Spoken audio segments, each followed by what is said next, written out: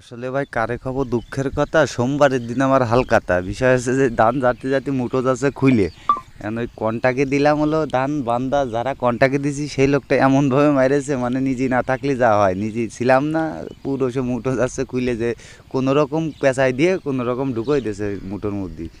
এ খুব যন্ত্রণা আছে এই জন্য কী খবরে ভাই আসলে যে যে জিনিস না বোঝে আসলে তার সেই জিনিসটা করা উচিত না। যদি কন কেন আমি এই যে মনে করেন যে করি হলো টাইচির কাজ, আইসি এই যে ধান করতি, ধানের তো কিছুই বুঝি না, কও বুঝি না।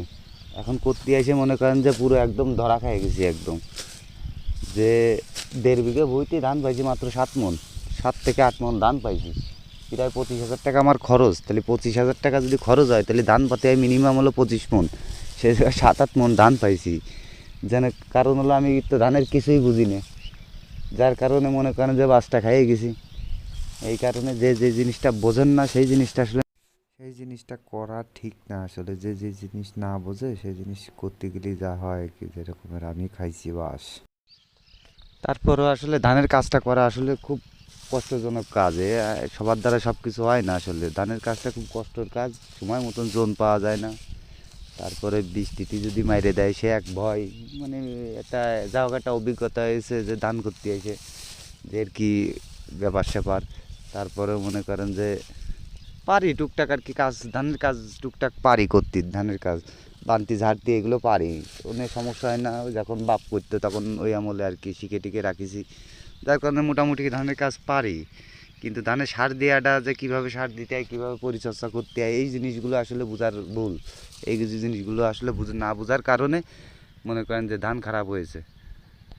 আসলে এটা লিজ নেওয়া জমি, লিজ নেওয়া জমি এই কারণ যে আপনার আমার এটা নিজস্ব জমি না, এটা হলো লিজ নেওয়া জমি। আমাকে লিজ যা হোক একটু কম আছে, লিজের খরচটা কম আছে। অন্য অন্য জায়গা মনে হয় গ্রামগঞ্জে আমার মনে হয় খুব সম্ভব বিঘে এক এক বিঘে মনে হয় 32 শতকে বিঘে এক এক বিঘে বই মনে হয় খুব সম্ভব 12,000 টাকা টাকা মনে হয় কি 10,000 টাকা মনে হয় এক এক সিজনে নেয়, মানে 6 মাসে। আর আমাকে মোটামুটি পুরো 1 বছর আপনার হলো 10,000 টাকা দিলেই হয়। ক্যান্টনমেন্ট এরিয়ার জমি, তো ক্যান্টনমেন্ট এরিয়ার জমি, যার কারণে একটু লিজের দিক থেকে কম টাকায় করা যায়।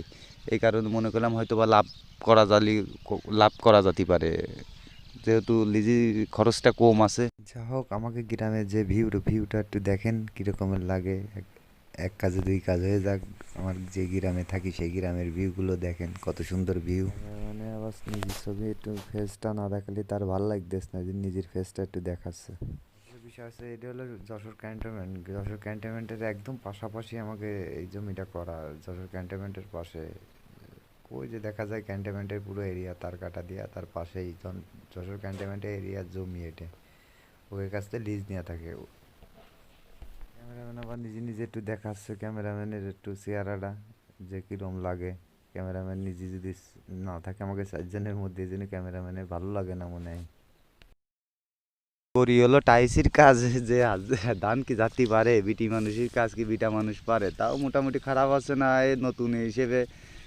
ও যা হোক দুইজন বুঝি আর দুইজন বুঝি না ধানের কাজ, যা হোক মোটামুটি খারাপ আছে না, উড়তি ভালোই পারতেছি। কিন্তু ওই হাত লাগে যাচ্ছে, কুলো দিয়ে বারোতে পারে না তো আসলে, ওই হাত লাগে যাচ্ছে ওই যে শুয়ে বললো।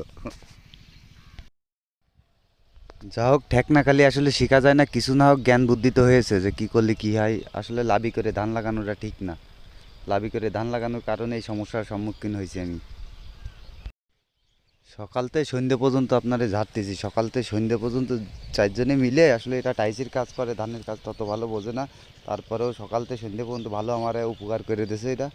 ধন্যবাদ একে, যে ভালো একটা উপকার করে দিয়েছে এটা। সবশেষে একটাই কথাই বলি যে ভিডিওটা ভালো লাগলে একটু লাইক টাইক করে দিন।